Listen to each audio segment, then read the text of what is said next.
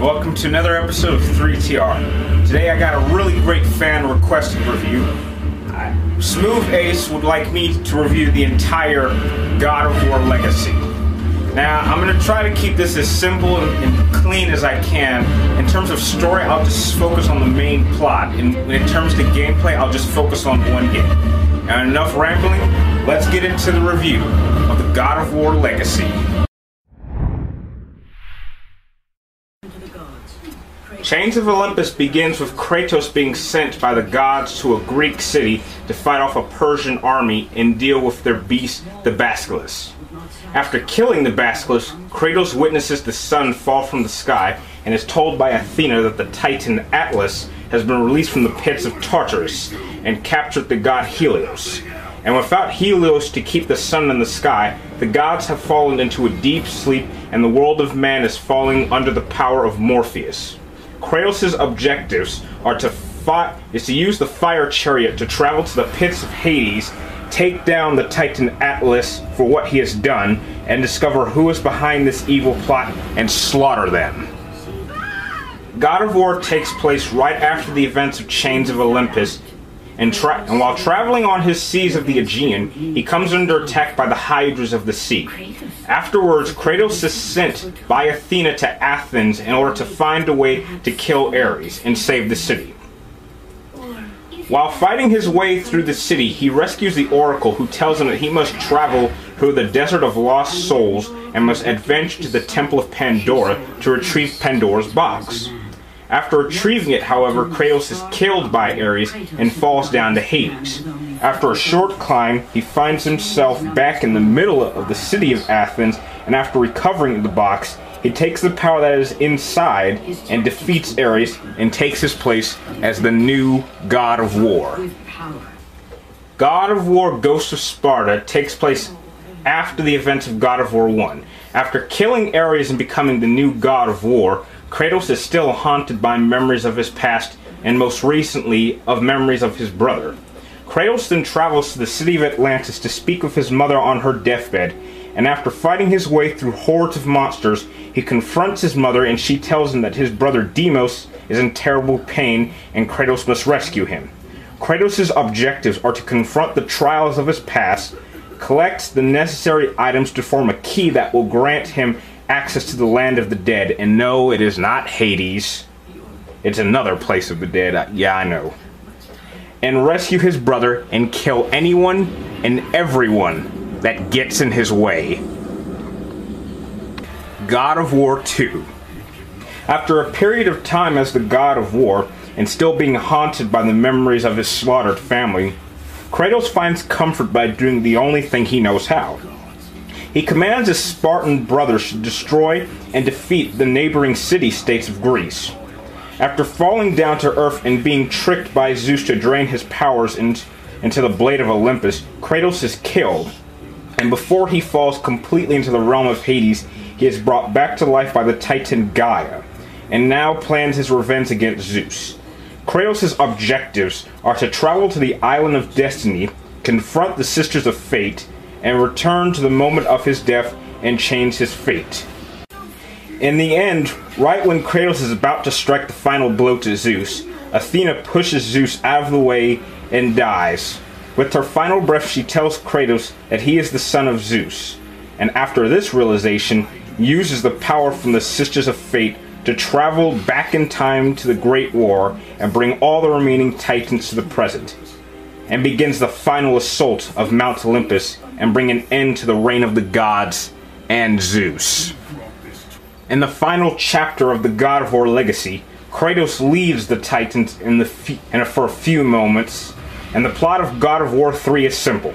Make your way up Mount Olympus, kill every god that gets in your way, except Aphrodite, of course, if you fellas know what I'm talking about.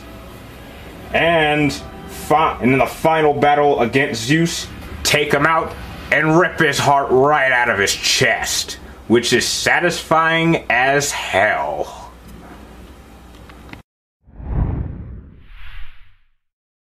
In terms of gameplay, there's really not much change from God of War 1 all the way to 3, and all the evolutions the game's look has gone through. The controls work just as any hack and slash game works. Square button is for light attacks, triangles for heavy attacks, circles used to grab, X's to jump, and L1's to block. And you use the left analog stick to move and the right one to dodge in any direction you want. I think the most innovative thing that I can think of in terms of gameplay is just the variety of combos. You now have the ability to really chain up certain combos and kind of... But however, I don't really think that the amount of combos you do actually has any real influence on the actual, like, attack level, which is kind of disappointing because Kratos has some pretty serious cool looking moves. I'll demonstrate one right now.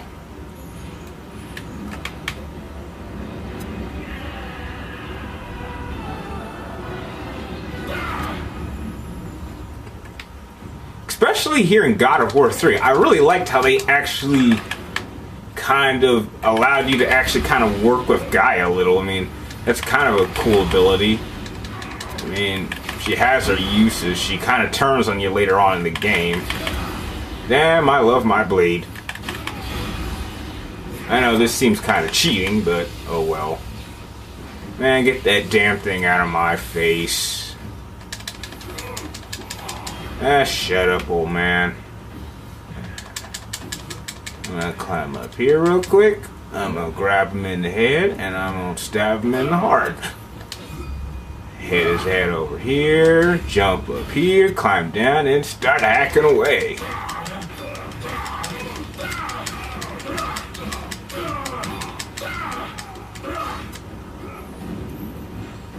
And impact! That's all I'm going to show for gameplay. If you haven't played this, then why the hell are you watching this review? Go out and buy it now. Now on to the flaws.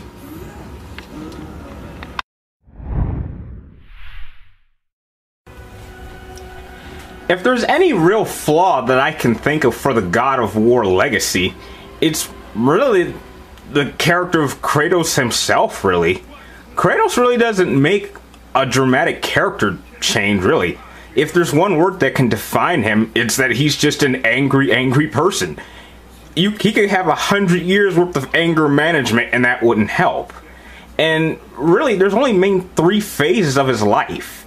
There's one where he's serving the gods, there's one when he's among the gods but doesn't like it, and then there's at the end when he kills all the gods and he's still not satisfied.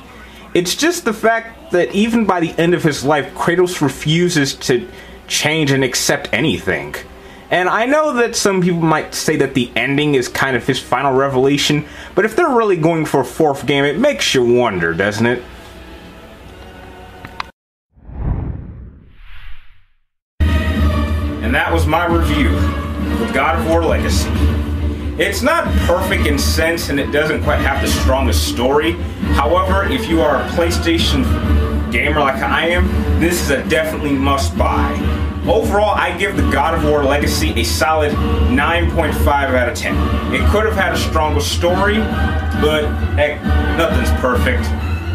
Anyway, that was my review of the God of War Legacy. If you like this review, please like, comment down below, and subscribe up top, or I will come after you with this blade. And yes, it is real, as you may have seen in other videos. Anyway, if God of War 4 is coming out, I think I need to sharpen up this bad boy a little much. Thank you for watching, and I'll see you in the next episode of 3TR.